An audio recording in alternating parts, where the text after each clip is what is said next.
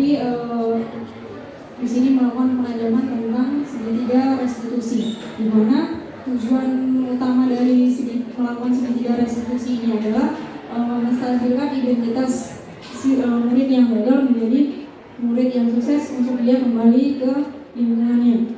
Langkah pertama yang harus kita lakukan dalam melaksanakan segitiga restitusi adalah kita tidak bisa langsung menyalahkan siswa, melainkan kita harus melakukan dialog dengan siswa. Ada hal yang harus kita bicarakan dengan siswa, yaitu yang pertama, kamu tentu punya alasan mengapa melakukan hal itu. Yang kedua, memvalidasi tindakan yang salah, kita tanya alasannya. Kemudian kita menanyakan keyakinan kelas dari yang sudah disepakati mereka. Rata-rata kan sekarang kesepakatan kelas sudah ada di kelas masing-masing. Nah, ketika murid melakukan kesalahan, kita tanyakan kembali keyakinan kelas apa yang sudah mereka sepakati bersama.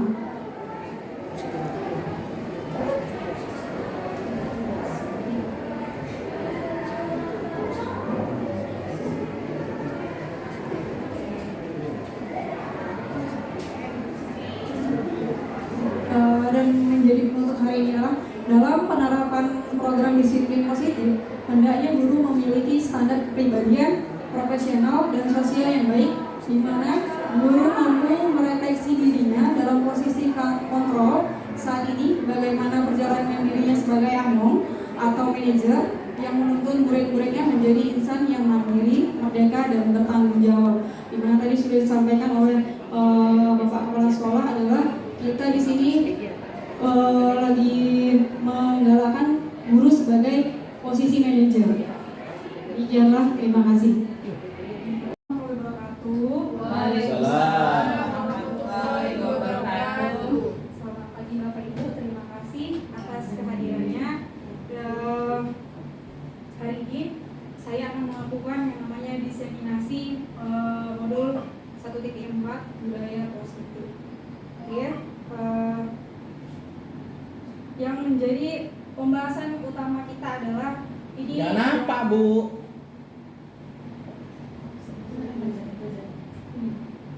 Dislide-kan lah.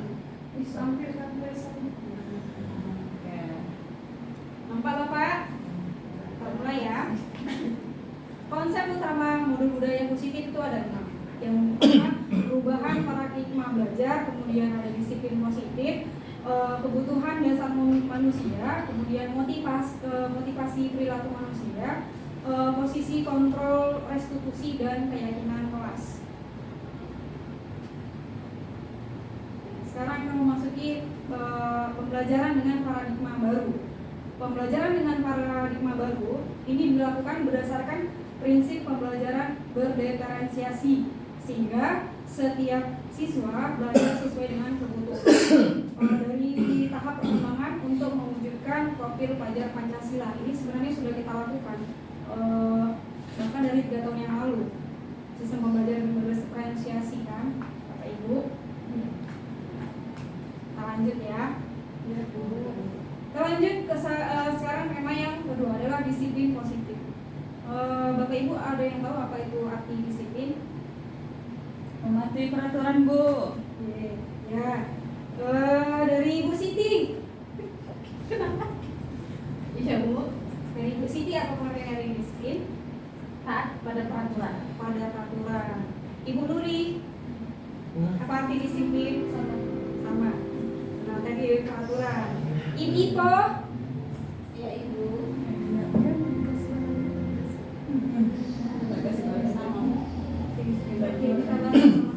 Jadi arti disiplin di sini adalah kemampuan untuk mengendalikan diri dan mengikuti aturan, jadwal atau tugas yang telah ditetapkan, mencakup aspek kedisiplinan diri dalam pekerjaan, kesehatan, kemudian pendidikan, dan hubungan sosial.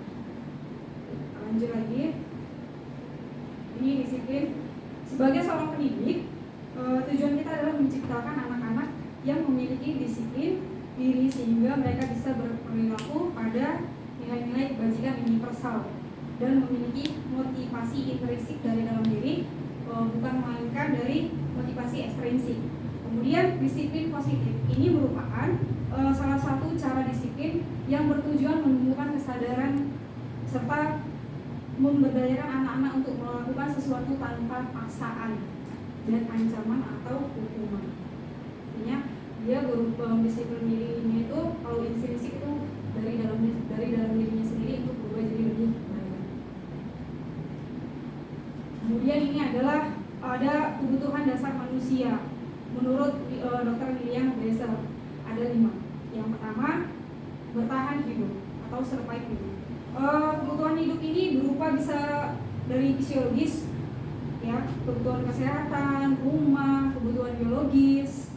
Kemudian yang kedua ada penguasaan atau kebutuhan pengakuan atas kemampuan kita. Ini berupa keinginan kita untuk dihargai, kemudian kekuatan untuk kita mencapai sesuatu, diakui atas prestasi dan keterampilan, kemudian didengarkan dan memiliki harga diri. Untuk yang ketiga, ini ada kesenangan, kebutuhan untuk mencari kesenangan, bermain dan tertawa. Kemudian 4, ini ada kasih sayang dan merasa diterima, kebutuhan untuk disayangi dan diterima, dan kebutuhan tetap terhubung dengan orang lain.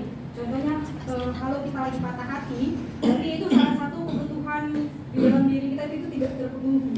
Contoh kasih sayang dan merasa diterima. Curhat. Yang kelima ada kebebasan, kebutuhan akan pilihan. Jadi di sini anak-anak dengan kebutuhan kebebasan yang tinggi menginginkan pilihan mereka, perubahannya terpengaruh orang lain dan senang-senang mencoba hal baru. Ini ada motivasi perilaku manusia. Perlu kita ketahui Bapak Ibu, apabila dari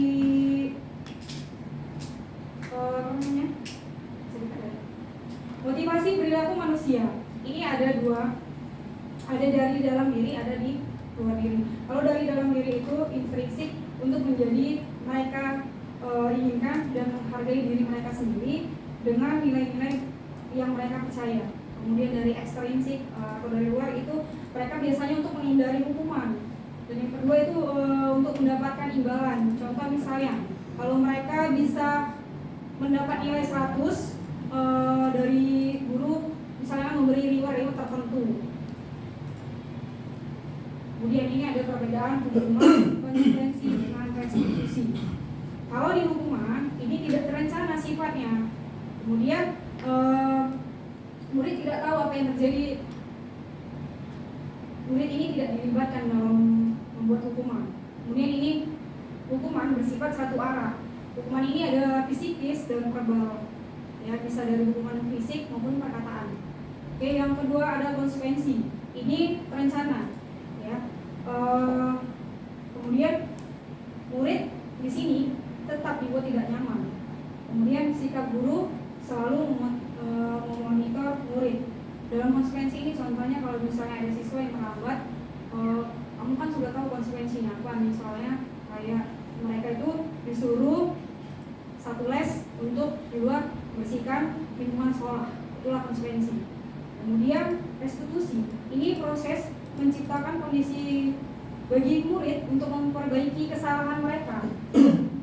Dalam proses ini ditemukannya kolaboratif, ya, yang mengajarkan murid untuk mencari solusi mereka sendiri. Oke, ini masih lanjutan yang tadi, konsep disiplin dengan identitas yang gagal. Ketika kita melakukan hukuman, ya, itu kita membuat murid secara tidak langsung jadi identitas yang gagal. Contohnya itu menyakitkan bagi mereka, membuat mereka tidak nyaman. Kemudian murid merasa takut, ada rasa keterpaksaan dalam diri mereka. Kemudian murid bisa menyembunyikan kesalahannya, artinya mereka tidak berbuat jujur atas perilaku mereka. Kemudian murid menjadi rendah diri. Contohnya ketika kita marah-marah di depan marah-marah, ada nih satu orang siswa yang melakukan kesalahan, mungkin kita melakukan itu menegurnya di depan umum. Contohnya. Kemudian penghargaan, ini saya tadi bilang reward, ya. ini sebenarnya tidak efektif. Kemudian ini merusak hubungan, kemudian mematikan kreativitas, menghukum dengan sistem ranking, merampas hak menghargai dirinya. Ini seperti yang saya bilang tadi, sistem reward. Apabila misalnya ada anak yang dapat nilai 100, kita akan menjanjikan mereka misalnya kasih buku dan sebagainya. Kemudian ini menjadikan konsep disiplin dengan identitas yang sukses. Dengan konsekuensi, ini ada kalau di konsekuensi penguatan jangka pendek, kemudian ini perlu monitoring berkelanjutan, ada stimulus respon, murid menghormati peraturan, kemudian kehilangan waktu untuk mengurangi kesalahan.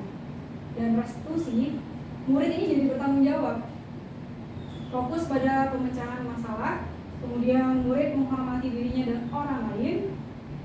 Kemudian teori kontrol dirinya memegang kontrol. Murid memperbaiki kesalahan dengan semangat. Kita ambil contoh ya, kasus siswa sering tidak piket bersihan kelas.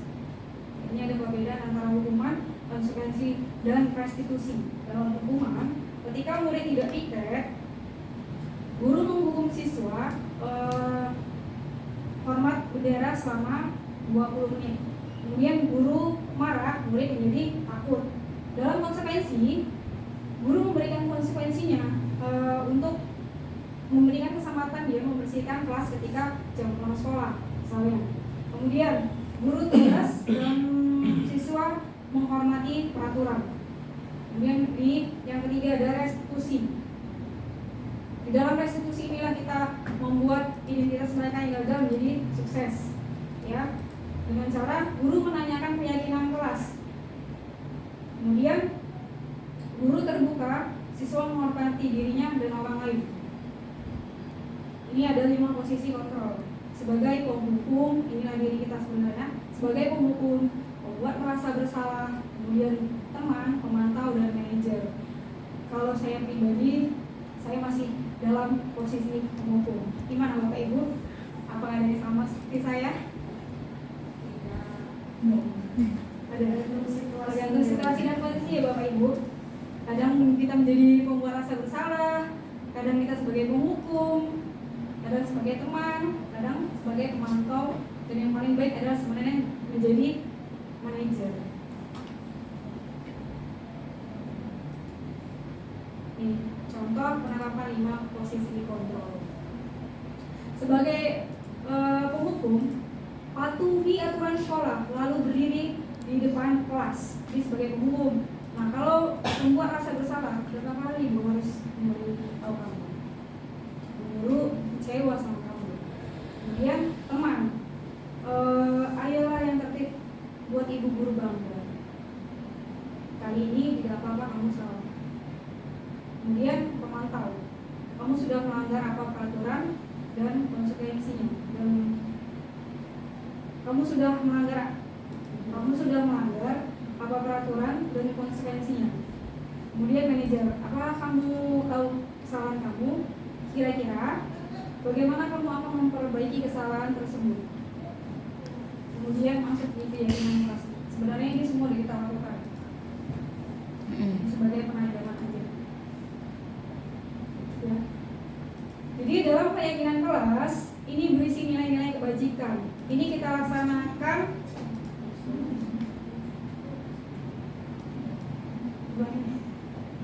keyakinan kelas sebenarnya rata-rata sudah kita lakukan, dan saya melihat di hampir setiap kelas sudah punya keyakinan kelasnya masing-masing. Cuma hari ini kita lakukan penajaman kembali bagaimana membuat keyakinan kelas itu yang efektif. Keyakinan kelas dibuat berdasarkan nilai-nilai kebajikan, kalimat-kalimat positif, dengan melibatkan seluruh siswa di dalam kelas berpartisipasi aktif menyampaikan keyakinan mereka sendiri. Contoh, ini ya. Bagaimana pembentukan kelas?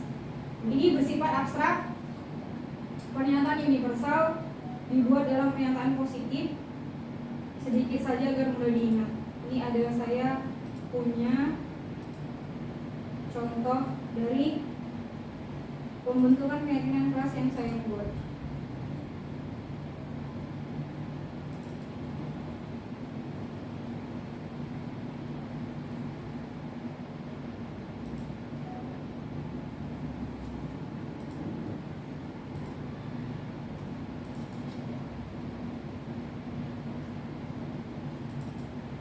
Yang pertama, proses pembentukan budaya positif melalui kesepakatan kelas mengikuti. Ini hasil diskusi dengan murid-murid di kelas, kemudian murid menuliskan ide-idenya dari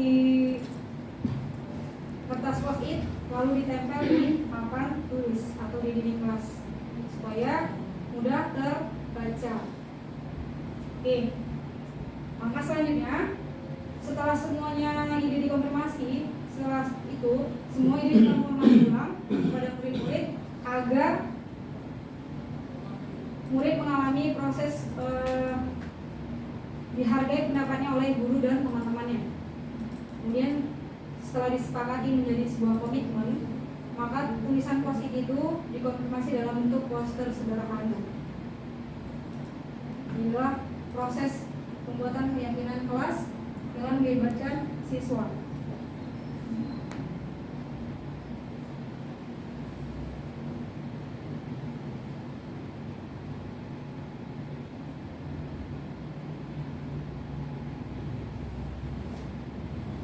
Mau diulang Bapak Ibu?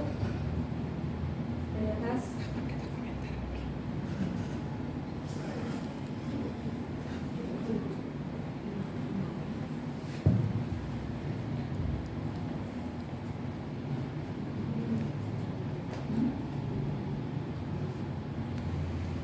Ya. Hasil belum kan? Ya. Oke, sekarang kita udah. Sekarang kita memasuki segitiga restitusi. Segitiga restitusi ini merupakan salah satu solusi penyelesaian masalah tadi dari identitas gagal menjadi identitas yang sukses. Di sini guru melakukan dialog dengan siswa, ya, untuk menghasilkan murid yang mandiri dan bertanggung jawab. Ya. Ini restitusi bukan menebus kesalahan. Restitusi adalah sebuah tawaran dan bahkan tawaran dan bukan paksaan. Ya, fokusnya adalah solusi dan dapat mengembalikan murid pada kelompoknya. Komben. Kemudian ini segitiga restitusi, ya. Menstabilkan identitas. Ini contohnya ketika murid melakukan kesalahan, kita tidak langsung ngejudge mereka, kita panggil secara empat mata. Kemudian ini ada pertanyaan-pertanyaan yang mau kita buat ke mereka, seperti kita tanya dulu, ya, kamu tentu punya alasan melakukan hal ini. Kita tanya dulu latar belakangnya. Kemudian, adakah cara yang lebih efektif untuk mendapatkan apa yang kamu butuhkan? Oke. Setelah itu semua sudah selesai, kemudian kita melakukan langkah yang kedua. Ada yang namanya validasi tindakan yang salah. Tanya ini alasan itu. Kemudian yang terakhir adalah menanyakan keyakinan kelas. Contohnya,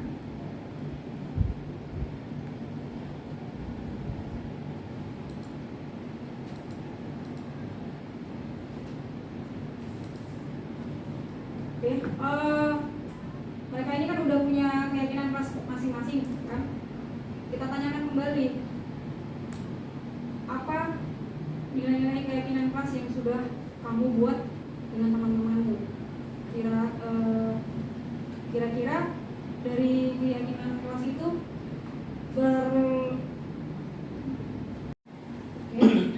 Yang ketiga adalah menanyakan keyakinan kelas dari kesalahan siswa untuk memperbaiki kesalahan yang siswa lakukan. Ini contohnya, ketika siswa sedang melakukan kesalahan, setelah kita panggil dan melakukan dialog, kita tanyakan lagi sama dia,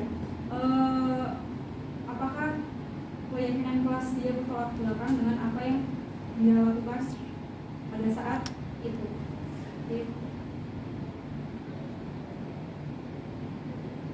Demikianlah hasil penjabaran materi yang saya lakukan hari ini.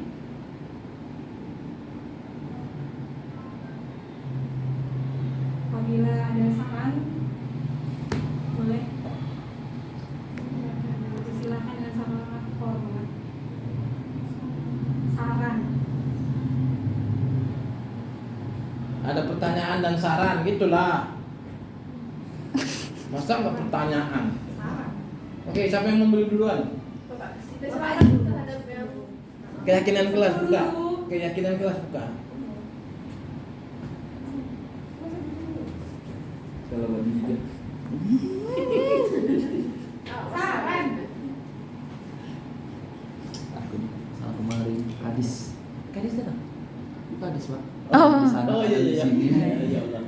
Siap. Yang contoh yang dibuat Siap, sama Dis. Ibu Jija tadi loh. Itu mereka beda. Oh.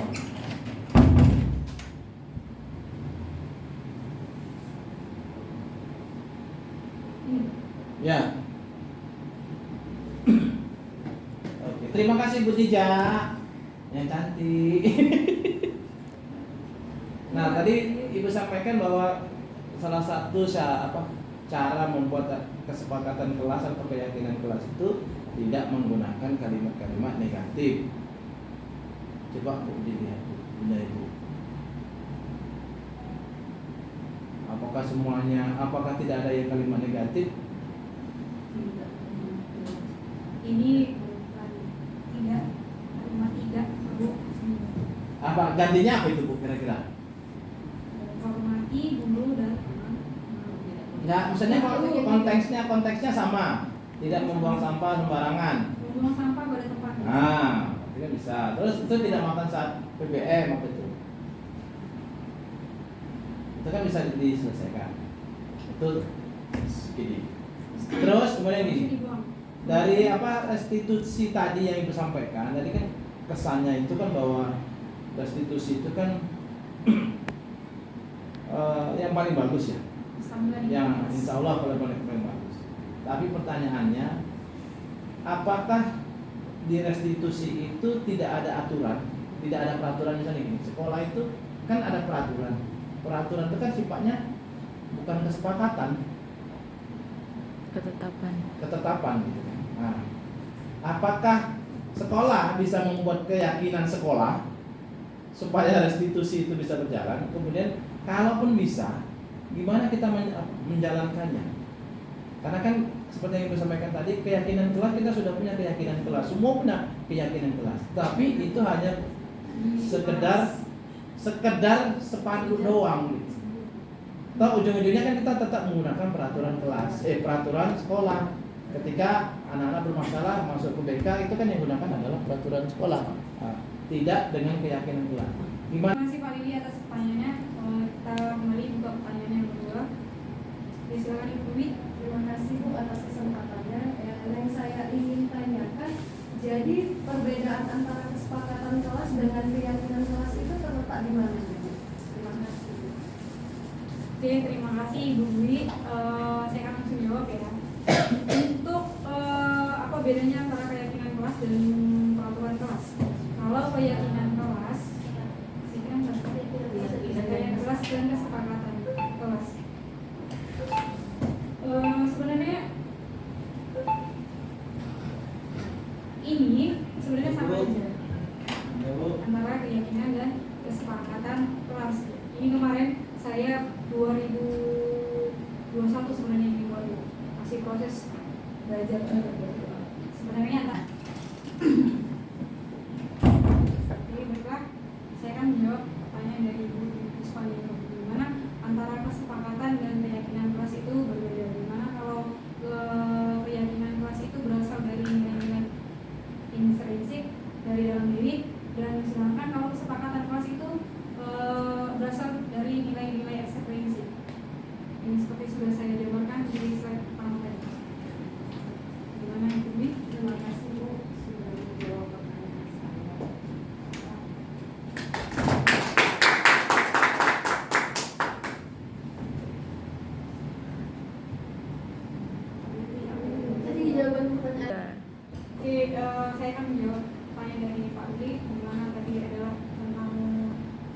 kesepakatan kelas dengan kesepakatan sekolah. Oke.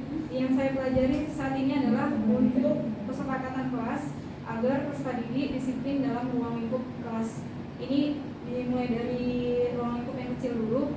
Kemungkinan setelah ini berhasil, mereka otomatis mengikuti peraturan atau kesepakatan sekolah yang sudah dibuat. Demikian Pak Lili, gimana Pak Lili? Terima kasih Bu. Nanti saya tanya lagi ya Bu. Kalau gitu. Oke, demikianlah pemaparan budaya positif dari saya. Saya ucapkan terima kasih atas kehadiran Bapak Ibu yang sudah meluangkan waktunya di sini. Sekali lagi, tepuk tangan untuk kita semua.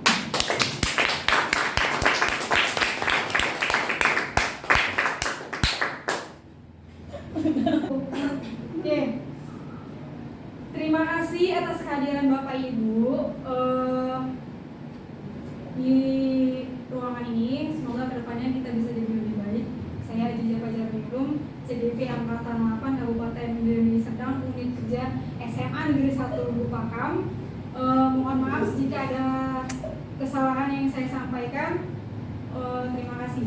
Waalaikumsalam.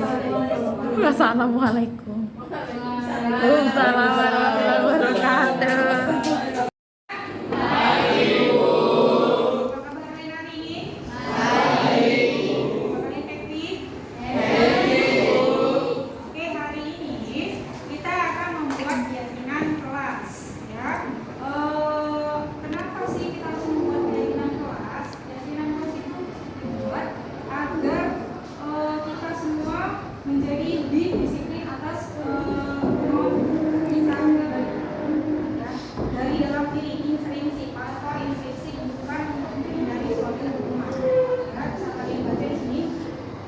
Keyakinan kelas adalah salah satu disiplin positif yang harus kita buat dan kita terapkan dalam membangun budaya positif di sekolah.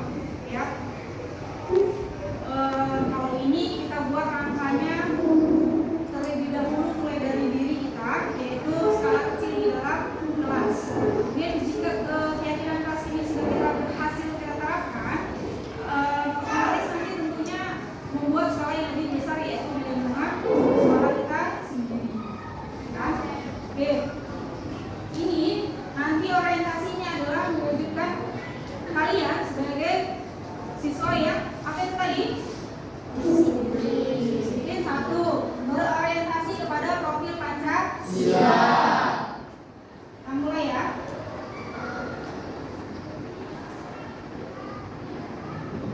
Bagaimana sih pembentukan keyakinan kelas? Nanti semua kalian saya libatkan ya.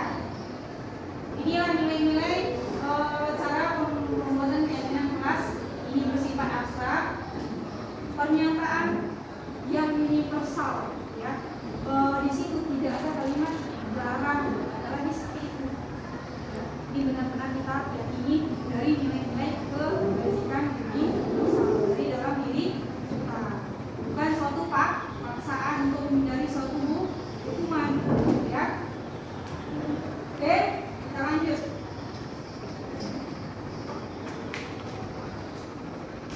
Ini saya kasih kalian sticky note. Masing-masing nanti membuat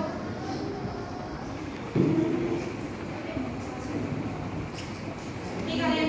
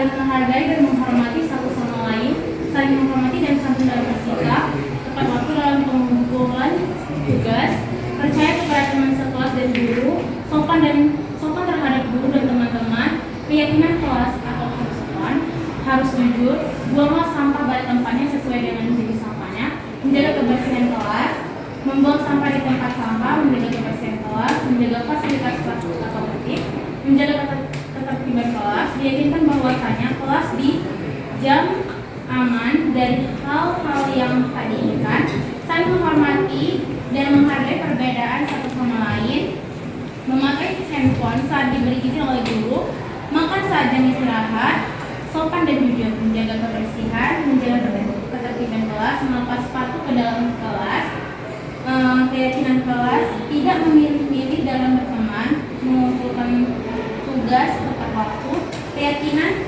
kelas membuat diri saya menjadi sopan dan santun dalam berbahasa dan saling menghargai, membuang sampah pada tong sampah yang sesuai dengan yang diarahkan. Terakhir, bersolidaritas atau kerjasama.